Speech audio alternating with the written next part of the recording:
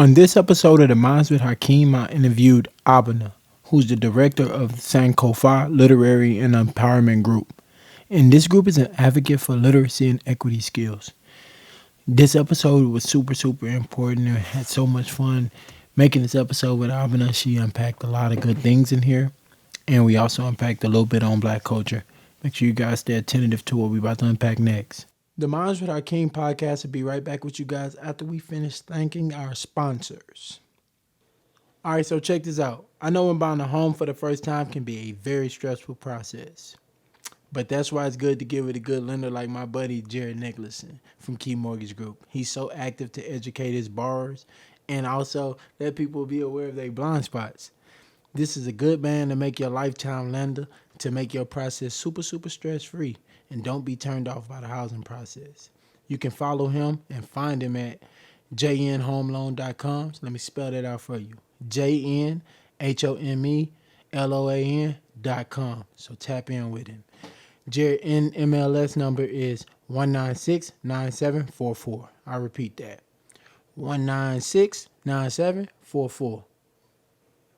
The Minds with Hakeem is sponsored by Just Work Training. Just Work Training is a basketball training gear for all ages. If you'd like to find out more, go follow our Instagram page at Just Work Training or go to our website at itsjustworktraining.com. Welcome back to another episode of the Minds with Hakeem podcast, episode 14. I'm here with your host, Juwan, of course, myself, and special guest for you guys, Abena. Say hello to the people, please. Hello, everybody. Hello. What's up? Did I say your name right? Please let me know if I didn't. You did. You sure did. It's Abena. Good. I was stressed, and you kind of briefed me before that. I appreciate it. No problem. Before we get going, and before we get to spill into these people, I want to just do a quick pandemic check-in with you. See how you've been feeling. How's the family? How's everyone around you? And how you've been through the pandemic. You know, this pandemic is crazy. I've been well. I've been taking care of myself the best that I could, doing all of the right things that they tell us to do, wearing a mask and staying socially distant, being mindful of all of those things. But, in our community, that's common sense anyway, not the wearing a mask part, but just being safe and being careful and taking care of ourselves. That's kind of who we are. So I really just took this pandemic as an opportunity to lean into our culture a little bit more. Absolutely. And that's how I've been able to stay as healthy as I can. That's I think that's very mindful. We do have those people who think the pandemic is a myth and whatnot, but regardless of what you think, you should be respectful of everybody's opinions and views. So that's good absolutely. It's good that you are respecting the mandates and the things like that, and just respecting your culture most importantly.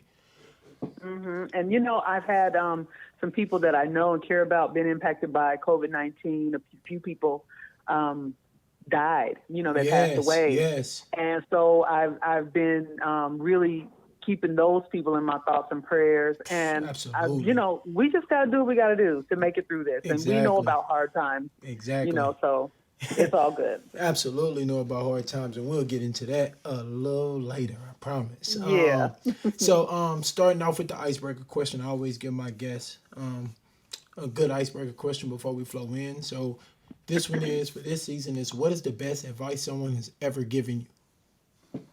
That's a great question. And a big question. Yeah. So the best advice someone has ever given me. Okay, I'm going to be completely honest with you. Go ahead. I have people that I rely on and trust as confidants, and they give me sage wisdom. I don't call it advice because, I think I've earned their respect enough for them to share wise words with me. So I appreciate that. However, I've read a book, more like a code of conduct, called The Four Agreements by Don Miguel Ruiz. And so I take that, and I'll say that's the best advice someone's ever given me, which is, let your word be impeccable. Don't take anything personally. Don't make any assumptions, and always do your best. I'm not the bomb yet, but I'm working on each one of those. Yes, absolutely. That's super crazy that you say that. I wish we didn't have to do virtual interviews in this time, because I could show you my book list. That's literally the last book on my book list that I want to get right now.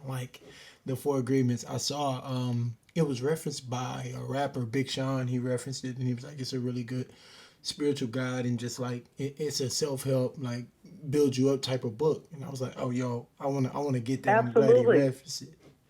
Yeah, because all it does is it frees you up, and that's what reading does anyway. Is it frees you up from what you thought you knew, and so reading the Four Agreements kind of put in perspective a few key areas that I was very flawed in. So now I'm actively working on those things, and I'm grateful for that.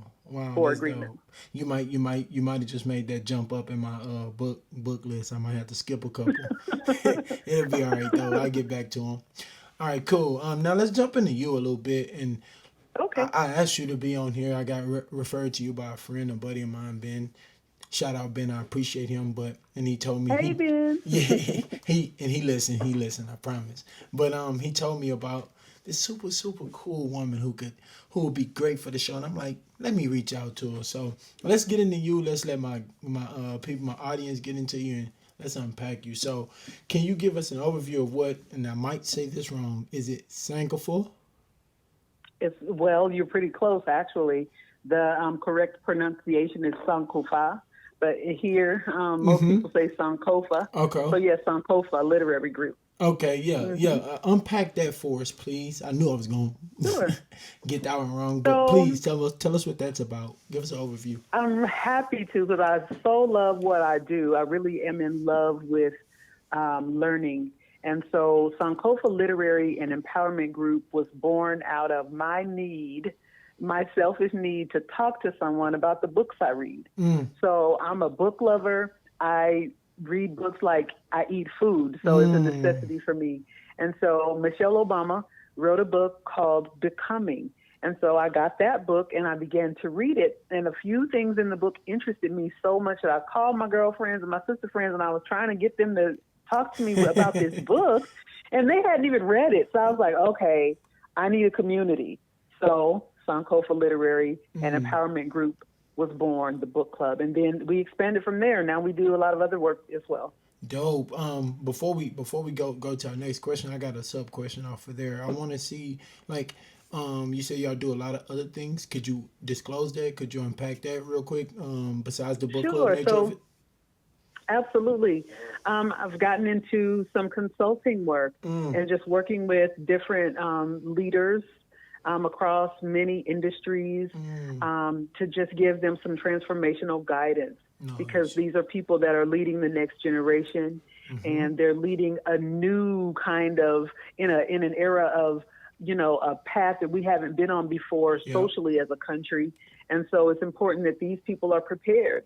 And so I've been working very closely with some people who work in critical areas, and it's been very rewarding to see the growth in people regarding racial awareness and things like that. So yeah, that's kind of what we do, as well as do book recommendations and discussions as well. Nice. I'm talking to the right lady. I need a lot of book recommendations. And how can I I got you. reconcile like with the racial injustice that's going on in this world today? That's so dope.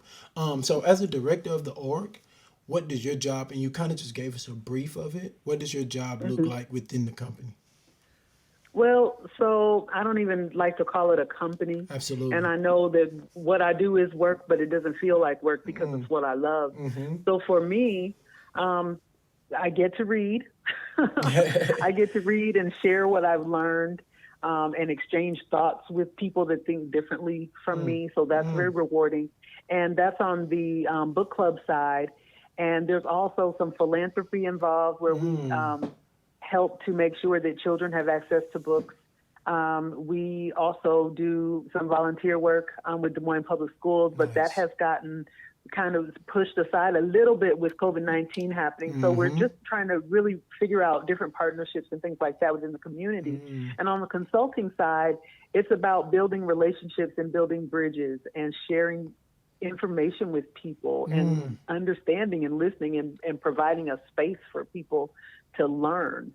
So that's kind of what, not even kind of, that is what I do. That's what the job title entails. I love that. You sound like a really busy woman. So let me just say I appreciate your time tonight. Seriously. Thank you. I'm glad to So, be here. yes, lovely. So how do you hone in on your passion and find opportunities to lead? And what advice do you have for others looking to do the same? And FYI, I'm looking to do the same. So I'm really Wow. attentive to Well, this question. first of all, welcome aboard, bro, because we Let's do need it. people. We need people across many different industries, across every aspect of American life, working to make things equitable and do good work and do good things for people. So that's great. So how did I hone my passion? It's kind of funny because I had to do a lot of self-learning. And so I watched people and listened to people, experts, and of course, reading. You learn a lot when you pick up a book. And finding opportunities to lead is not as I don't think that was ever my goal. It's not, for me, it's not about leading per se. It's about doing the work. So I have not ever sought out an opportunity to lead. I think opportunities to lead find me. Yes. And so if it is something that I can do and that I can do well, and I know it's going to advance what I believe in, then I consider doing it. And, it's just about being wise with my time and making sure that the maximum benefit for the most people, usually Black people, it has to be there. And so that's kind of, that's where my heart is. Yep. And what advice? This is the thing, Jawan. I don't really give advice. But what I can say is, if you know an area of interest for you and it's like a passion, it burns and you think about it all the time and that's all you really want to do with your time, then I would say go for it and do it as well as you can, because no one can do it like you can, whether that's a podcast or a media company or whatever it is. Do it as well as you can. And when doors open, walk through. And so that's literally, a lot of people look for that magic wand or that, quick, get it quick. Yeah. And no, you just have to put your time in and do the work and be serious and be passionate. It all boils down. It all boils down to time and being brave and courageous. And absolutely. And like I wanted the late great Nipsey Hussle. I listened to a lot of his old interviews. He said you got to be willing to die about what you're doing, and like if you're not willing to die about your passion and what you love, like you said, your job entitled, it don't even feel like work for you because you love it. Yeah. So and as far, willing to die is interesting to me, and that's noble. But I love my passion so much that I'm willing to live a life that gives it away. Like I want to give away the opportunity to learn. I love that. And so I make sure that my life, as much as I can, propels that opportunity and that mission forward. So I'm willing to live for mine. I love that. And then also, kind of going back to, you said you don't find opportunities to lead. The opportunities to lead find you. I think that's super, super important because, like you already said, your knowledge and stuff is based in reading books and listening to people. So you really embody that student mentality and follow before you lead, or do you just jump out in the gun? Like, kind of like, what you think about that? I think it just depends on the person, because I never am going to judge anybody for taking that first step and jumping out there and doing, because that somebody has to do it. Someone has to be willing to make immediate, bold moves. And usually, though, the people that make the mistakes are the ones that shouldn't be doing that in the first place. And so I know for me, where I flourish is in patience and in waiting and in making sure that my skill set and what I have to offer matches the opportunity. Because sometimes that ain't the case. Yeah, absolutely. And the patience and finding patience in this world today is a blessing. Like, seriously. Like, because a lot of things move so fast, people are getting more and more impatient. But the fact that you lean with patience, I think that helps you get to where you are today. Just personally, Absolutely. Jillian? Patience is power. Patience is actually power. Mm. You can monetize patience. Mm. You cannot monetize, someone that's, well, you might be able to Yeah, monetize but it's impulse, not but healthy. you can, right. What are you destroying in the Mm-hmm. process? Yep. So patience is power, and not only monetary. I didn't mention that, but Yeah.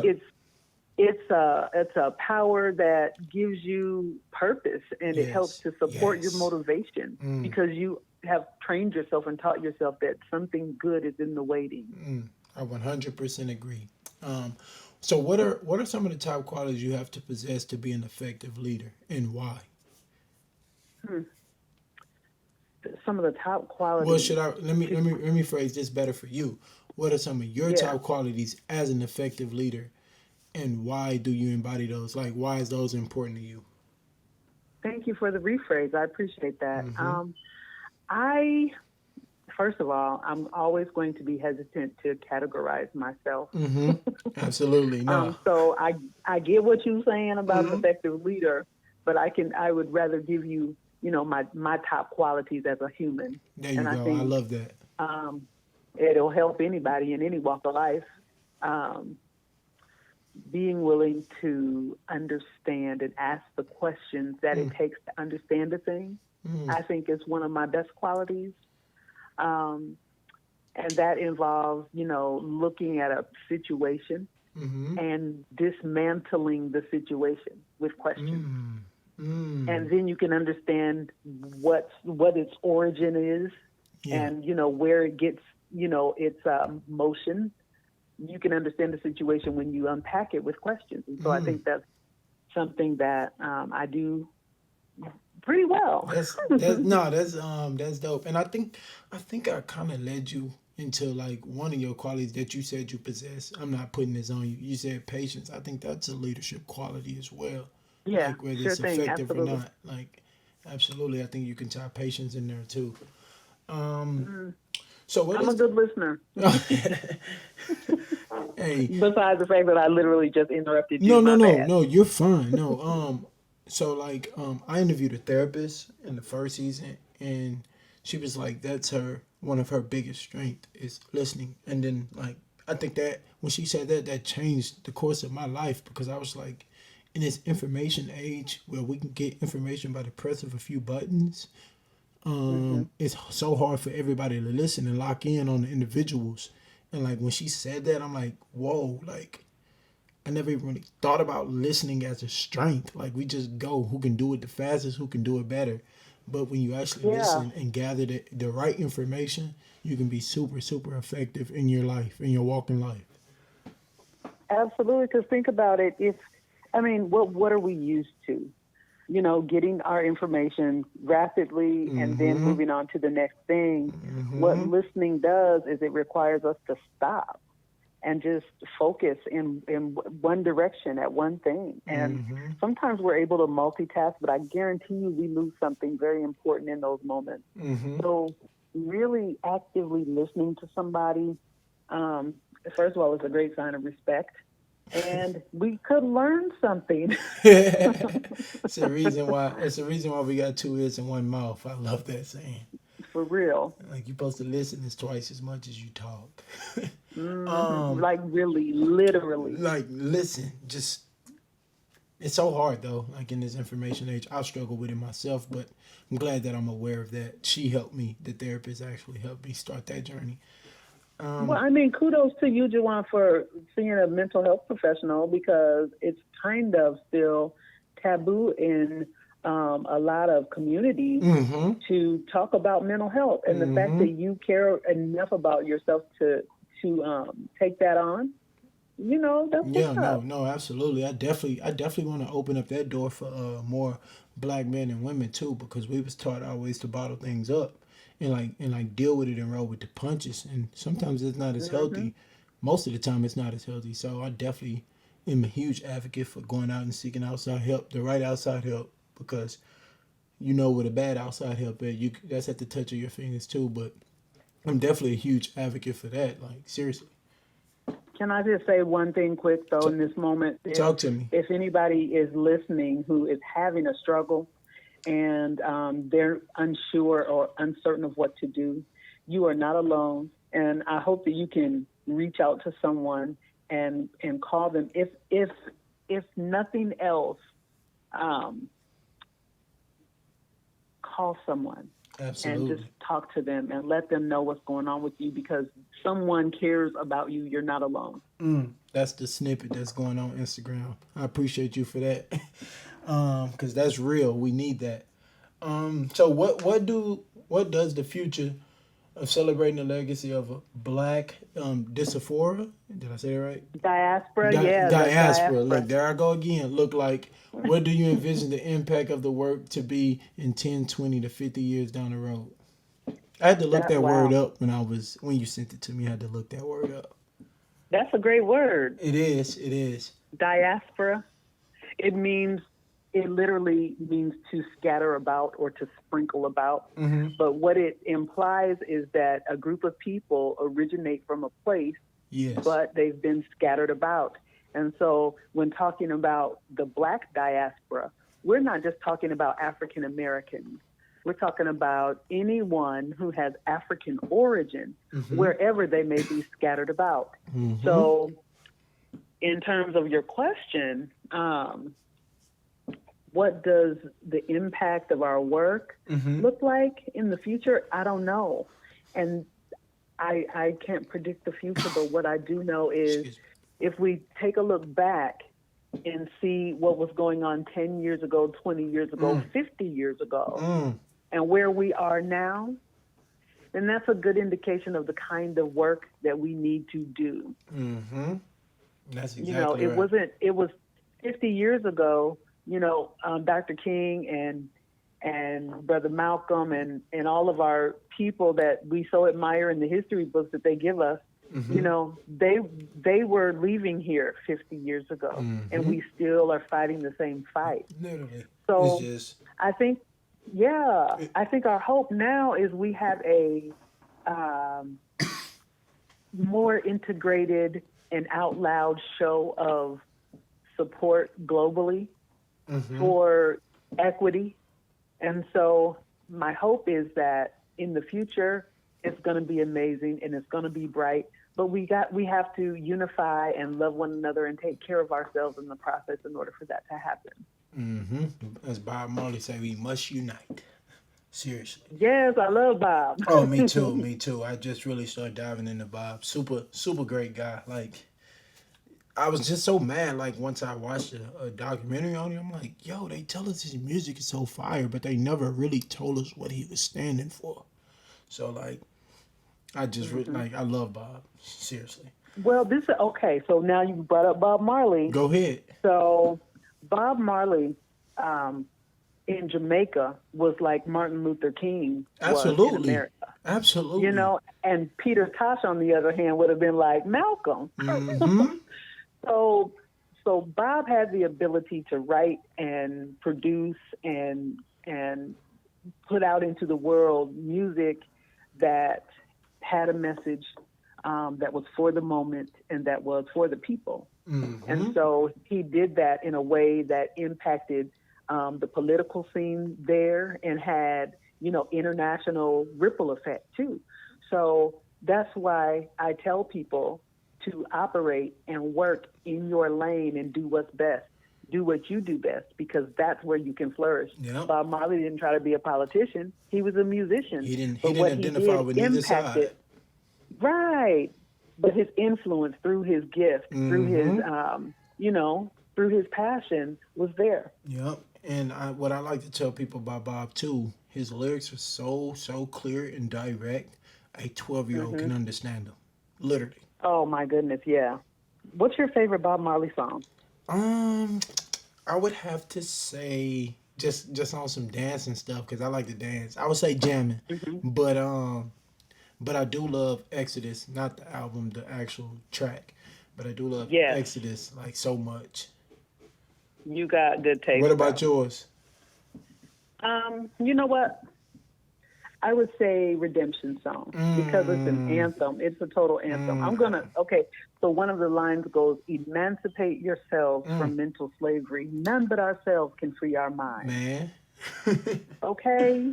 Stop it. Absolutely, Bob. Yes, Bob. Yes, No. Bob. Yeah, great guy. I'm so happy we could talk about Bob on here. Like seriously. But trucking along, as a black woman, can you please let me know like how this country has failed the particular race and gender? Like I need this conversation needs to be unpacked more and more and more platforms. Ooh, okay. So, okay. How do I mean, Can on the I one, give you some context before you dive in? yes, Wow. please. So as a young man, I'm a black individual that's 26. I didn't really fully know how disrespected the black woman was, just being ignorant to my own self education and knowledge because we didn't get taught those things, obviously. So I ask every black woman who had different walks, who know different struggles from me, I asked them that question just to get some context. I gotcha. So, on the one hand, I feel that the United States has not let black people down because it wasn't designed to do anything other than what it does.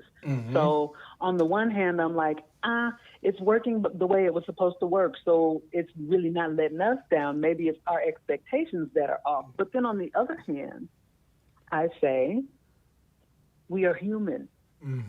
And not only that, but we built this country. So Fought there are wars for things this that country.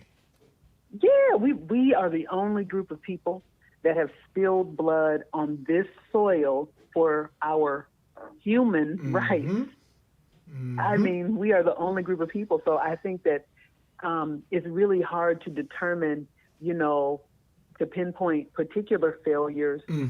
I will just say that the United States owes black people, and I won't put it on any particular party, but this country owes black people, and it can be calculated and it can be dispersed. I love So that. as a black woman, I don't like to separate my struggle from the struggle of a black man. Absolutely. Because that is what is intended, is for us to separate ourselves from one another.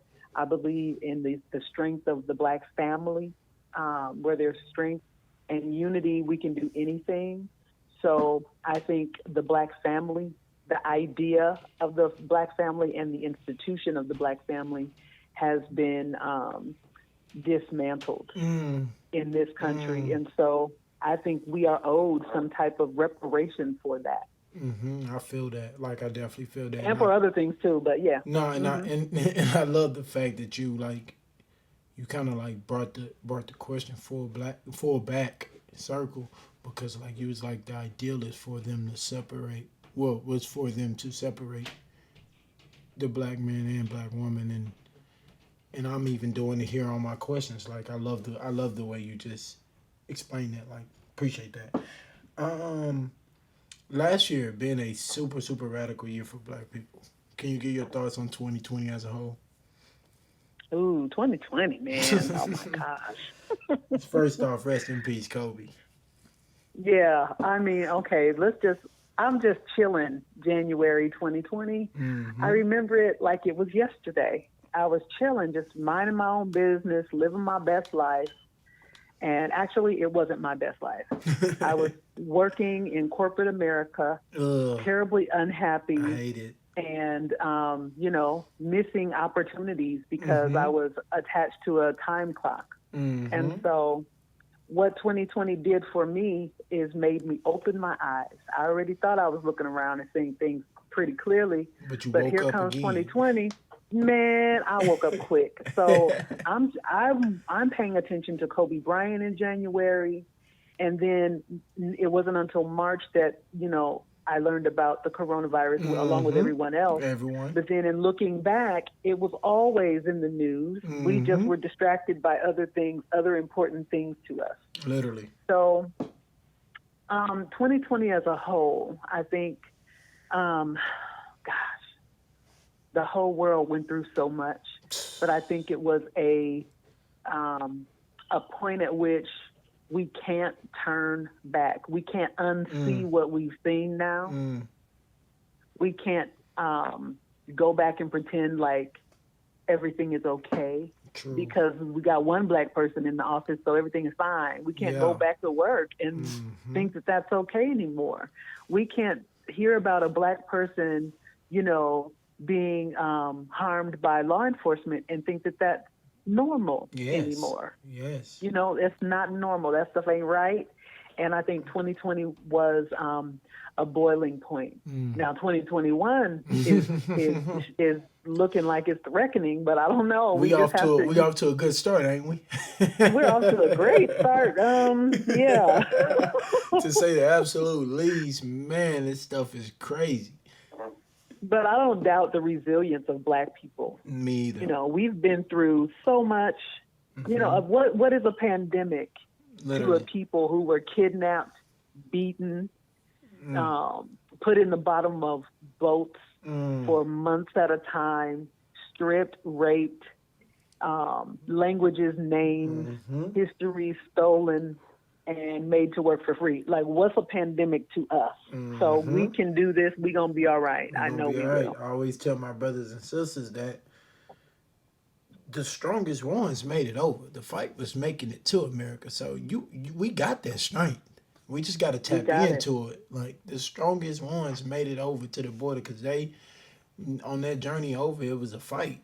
A fight that we ain't dealing with nothing like that. So pick up your bootstraps and get to it. Seriously.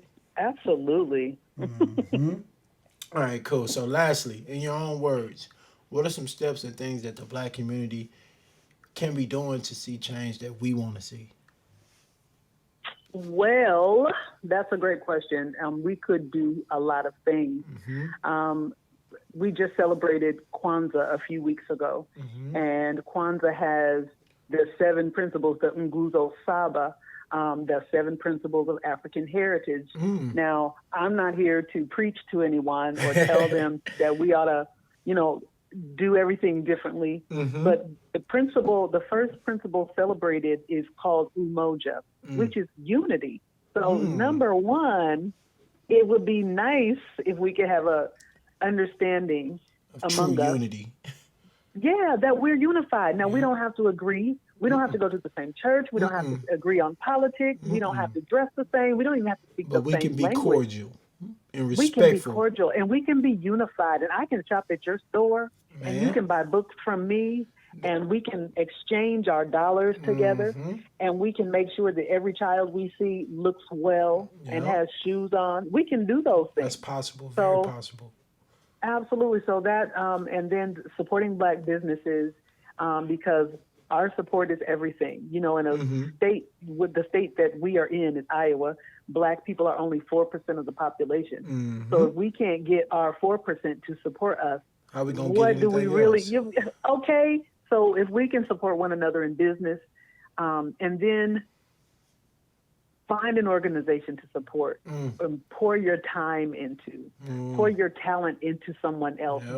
Don't keep the bag for you. Pour your time and your talent into others, and I think we'll be all right. I keep saying that because I really want people to understand it's not time to freak out or panic or trip. We gonna be all right. No, we gonna be straight. Like, seriously, it simply said, we gonna be straight. We going through the mud right now, but guess what? We got to keep on trucking. Keep on moving. So lastly, should I say?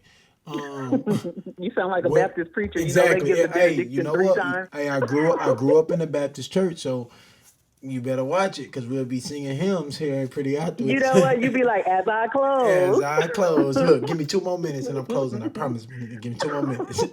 I'm serious. Right. But where can we find you? Like, where can we tap into you? I know that you told me you going through, you putting things together for your company, or not company, your passion. But where can we find you? Look, I'm correcting myself. Where can we find you? You're Where can we good. lean into you at? Absolutely. So Sankofa Literary and Empowerment Group can be found on Facebook Mm, and Instagram. Look for mm, Sankofa Literary Group. And we keep that page updated with book recommendations and events that are pertinent to Black people, or that may be imperative or just might be fun, you know. mm-hmm. So look at those Facebook and Instagram pages. And then from there, if you need to um, schedule some time for consultation, you can reach me via those Mm. mediums. Nice, nice. That'll all be listed in the notes below. But first and foremost, we want to thank you for your time coming on the Minds with Hakeem. We definitely appreciate you and everything you brought to us today. So give it up for yourself. Should I say, little party? Well, thank you for having me. This has No, been absolutely, amazing. absolutely, and definitely be on the lookout for a recurring guest. But I'll say to the people, that wraps up another episode of the Minds with Hakeem podcast. We thank you guys for your time and your energy and the support you do for the minds, and we also need to transition this support towards Abena. Thank you. We greatly appreciate you guys for tuning into this episode. To get more episodes like this, I need a big favor from you guys. I need y'all to hit that like button below, hit that subscribe button, and why not share this with a friend or two who need to hear what Abena unpacked for us today. That'd be greatly appreciated, you guys. Have a good one.